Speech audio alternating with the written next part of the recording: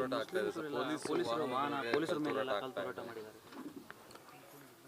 ನೋಡಿ, ಮೈಸೂರಿನಲ್ಲಿ ಉದಯಗಿರಿ ಆ ಏರಿಯಾದಲ್ಲಿ ಆದಂಥ ಘಟನೆ, ಆ ಭಾಗದಲ್ಲಿ ಮುಸ್ಲಿಮರೇ ಜಾಸ್ತಿ ಇರುವಂಥ ಭಾಗ ಅದು. ಸೊ ಅಲ್ಲಿ ಯಾರೋ ಒಬ್ಬ ಸ್ಟೇಟಸ್ನಲ್ಲಿ ಹಾಕಿದರು, ವಾಟ್ಸಪ್ನಲ್ಲಿ ಯಾವುದೋ ಒಂದು ವಿಷಯ ಬಿಟ್ಟರು ಅಂತ ಅನ್ನುವಂಥ ಹಿನ್ನೆಲೆಯಲ್ಲಿ ನಡೆದಂಥ ಘಟನೆ ಅದು. ನಾನು ಮುಸ್ಲಿಂ ಸಮಾಜಕ್ಕೆ ಹೇಳೋದು, ಗೂಂಡಾಗಿರಿ ಮಾಡುವಂಥದ್ದನ್ನು ನಿಲ್ಲಿಸಬೇಕು. ಇವತ್ತು ಕೋರ್ಟ್ ಇದೆ, ಕಂಪ್ಲೇಂಟ್ ಕೊಡೋಕ್ಕೆ ಪೊಲೀಸ್ ಸ್ಟೇಷನ್ ಇದೆ.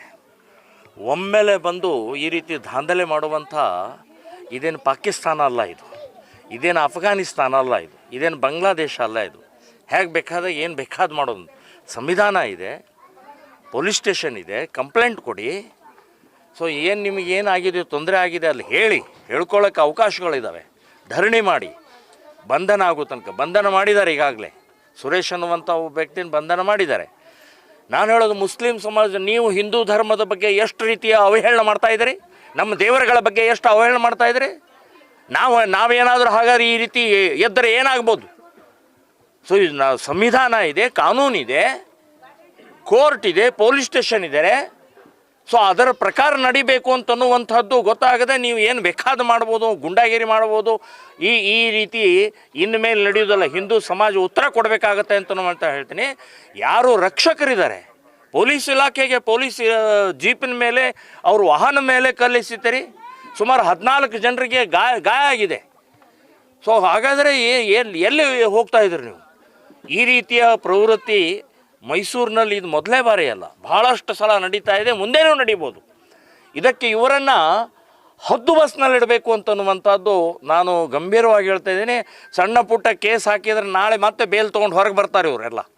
ಸೊ ಇವರು ಸರಿಯಾಗಿ ಕೇಸ್ ಹಾಕಿ ವರ್ಷಗಟ್ಟಲೆ ಜೈಲಿನಲ್ಲಿ ಕೊಳಿಬೇಕು, ಅವಾಗ ಬುದ್ಧಿ ಬರುತ್ತೆ ಅಂತನ್ನುವಂಥದ್ದು ನಾನು ಹೇಳ್ತಾ ಇದ್ದೀನಿ. ಸರ್, ಟಾರ್ಗೆಟ್ ಮಾಡಿದ್ದಾರೆ ಸರ್, ಯಾಕಂದರೆ ಪೊಲೀಸರು ಆತ್ಮಸ್ಥೈರ್ಯ ಕುಗ್ಸೋದಕ್ಕೆ ಈ ರೀತಿ ಮಾಡ್ತಾ ಇದ್ದಾರಾ? ಟಾರ್ಗೆಟ್ ಮಾಡಿ ಪೊಲೀಸರು ಹೊಡಿತಾ ಇದ್ದಾರೆ ಸರ್. ನೋಡಿ, ಅವರು 2047 ಈ ದೇಶವನ್ನು ಇಸ್ಲಾಂ ದೇಶ, ಎರಡನೆಯ ಪಾಕಿಸ್ತಾನ ಅಂತನ್ನುವಂಥದ್ದು ಈಗಾಗಲೇ ಘೋಷಣೆ ಮಾಡಿದ್ದಾರೆ ಅವರು.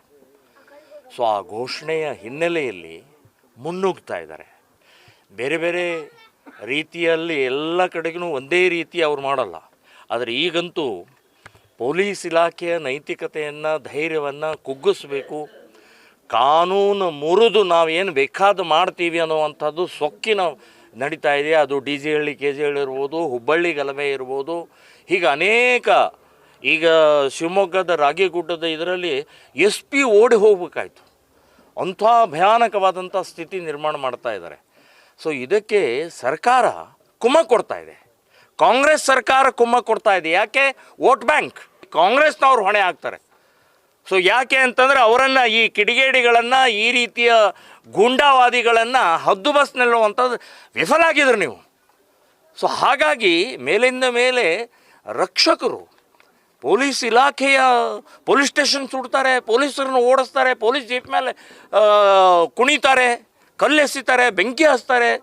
ಇದಕ್ಕೂ ನೀವು ಮಾಡದೇ ಇದ್ರಿ ಹಾಗಾದ್ರೆ ಯಾರು ಮಿಲ್ಟ್ರಿ ತರಬೇಕಾ? ಸೊ ಪೊಲೀಸ್ ಇಲಾಖೆಯನ್ನು ಧೈರ್ಯ ತುಂಬಿ ಅವರಿಗೆ ಪೂರ್ಣ ಪ್ರಮಾಣದಲ್ಲಿ ಅಧಿಕಾರ ಕೊಟ್ಟರೆ ನಿಶ್ಚಿತವಾಗಿ ನಾನು ಹೇಳ್ತೀನಿ, ಈ ಗೂಂಡಾಗಿರಿ ನಿಲ್ಲಿಸುವಂಥ ತಾಕತ್ ಕರ್ನಾಟಕದ ಪೊಲೀಸ್ ಇಲಾಖೆಯಲ್ಲಿ ಇದೆ ಅಂತನ್ನುವಂಥದ್ದು ಹೇಳ್ತಾರೆ.